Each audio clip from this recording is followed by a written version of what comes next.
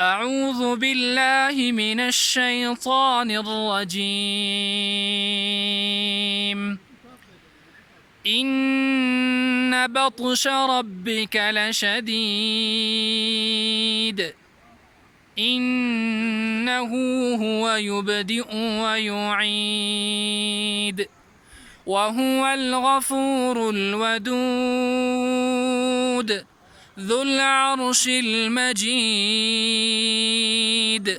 فعال لما يريد. هل أتاك حديث الجنود فرعون وثمود بل الذين كفروا في تكذيب والله من ورائهم محيط بل هو قرآن مجيد في لوح محفوظ.